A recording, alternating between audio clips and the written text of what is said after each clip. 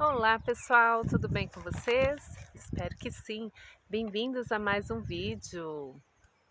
Pois é, de volta ao nosso projeto Papo com Pati, hoje passando para continuar aquele nosso papo sobre os tipos de transtornos. Aproveitando aqui esse momento, a natureza, né? Porque assim, o tempo da gente é corrido, então a gente tem que otimizar.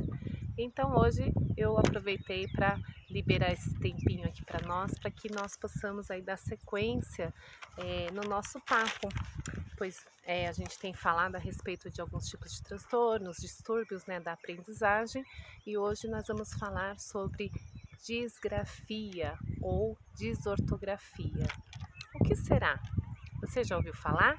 Acredito que sim, né? Você colega, professor, psicos, enfim, nós sempre, de repente, nem conseguimos entender exatamente, né, quem não é exatamente da área ou especialista, muitas vezes não consegue relacionar o nome a essa dificuldade. Mas lida com isso todos os dias, com certeza, porque você é professora, tem com certeza pelo menos um aluno, uma aluna com esse tipo de transtornos em sua sala de aula. Mas o que será? Como é causado? Ou quais são os sintomas, né? Tem tratamento? Então vamos bater um papinho aqui rapidamente para conhecer um pouquinho sobre a disgrafia. Se nós formos assim analisar, né, a disgrafia, ela já acompanha a criança desde a infância. É muito provável a gente vai conseguir ali identificar bem no comecinho da alfabetização.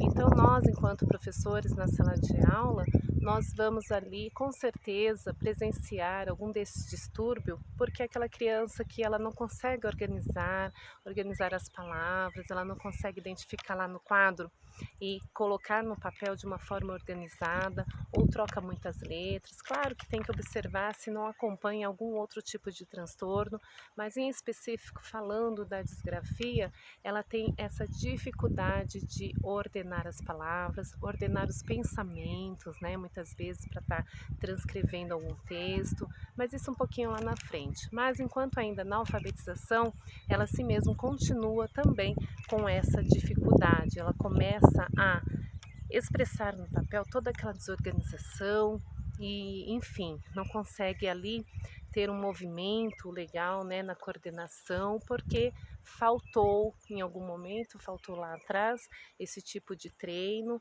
ou mesmo assim, contudo, se teve esse treinamento, ela ainda não se apropriou dele. Mas vamos traduzir um pouquinho então sobre o que é, né? Então, de acordo aí com alguns colegas, de acordo com alguns pensadores, né? Eu trouxe aqui para vocês o seguinte: são as dificuldades, né, para escrever, seja ela motor ou a capacidade de organizar, como eu falei, as principais características, né, do pensamento em textos. E são as principais características, então, né, que nós podemos observar desse transtorno. E aí, pessoal, como que é? É fácil de identificar? Tem tratamento, né? Então, esses sintomas, como eu falei, eles já aparecem ali na alfabetização.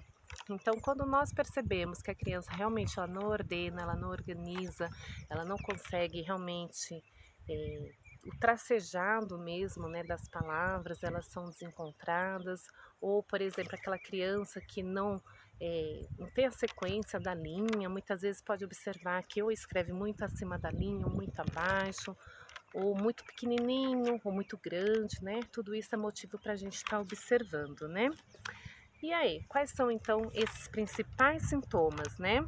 Então eu coloquei aqui, ó, caligrafia irregular na disgrafia está muito relacionada ao ato motor, ou seja, traços muito grossos ou finos, como eu falei, né, pequenos ou grandes, letras muito separadas, ou então muito juntinhas, muito pequenininhas, ou aquela criança que tem aquela letra bem trêmula, né, ou tem aqueles borrões, erra muito, apaga demais até rasgar o caderno. Você, colega, já se identificou com alguém assim? Com certeza, né?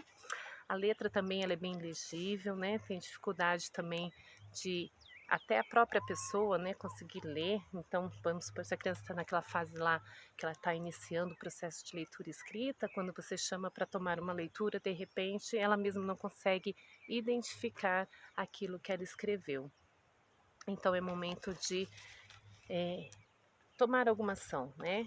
Além do que nós já fazemos enquanto professores na sala de aula, é necessário então que nós possamos ali interferir de alguma outra maneira, né? E se acaso não conseguir assim de uma forma mais rápida, né, e precisa, aí é momento de nós então encaminhar a um colega, um psicopedagogo para nos ajudar. Pois é, por isso nós trabalhamos juntos, né, professores, psicos e outros colegas aí na área, né, da oftalmos, porque às vezes a criança também, a gente observa que tem algum problema de visão. Enfim, a gente faz esse trabalho aí multiprofissional para identificar e potencializar aquilo que a criança realmente necessita, né? E o tratamento? Então, assim, lembrando que esse tipo de transtorno nada tem a ver, viu, com o desenvolvimento intelectual da criança. Então, não podemos também, será que a minha criança, né, de repente uma mãe, né, se angustia, será que ele tem algum distúrbio, né? Não, a gente está falando de transtorno, né, da aprendizagem, um distúrbio ali da aprendizagem, e não de, né, psíquico, enfim, não está correlacionado neste primeiro momento.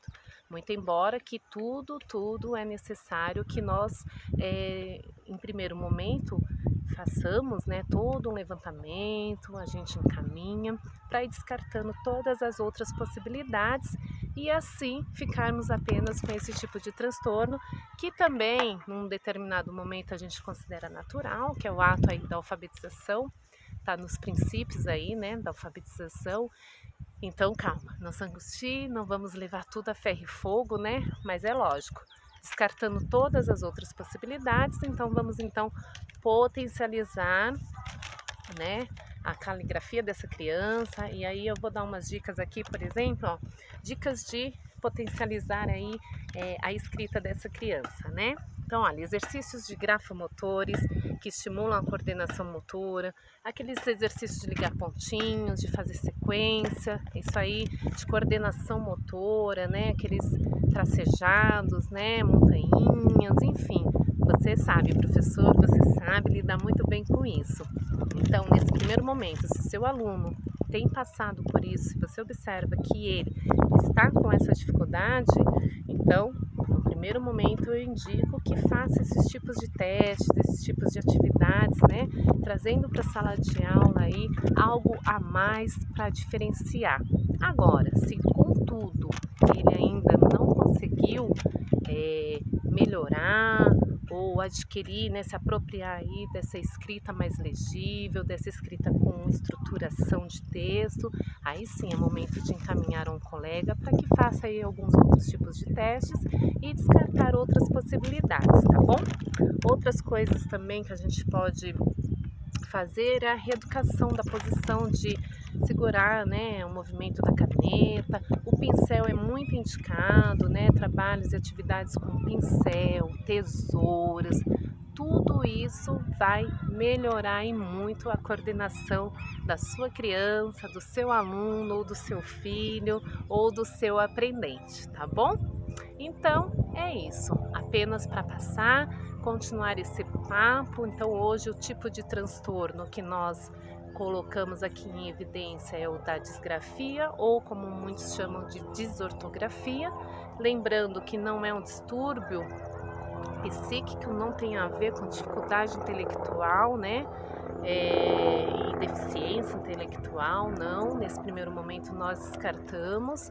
Claro que se alguma criança que já advém de algum outro tipo de transtorno ou que tem alguma síndrome, aí é diferente. Hoje nós estamos tratando apenas da dificuldade desse distúrbio da aprendizagem, tá bom?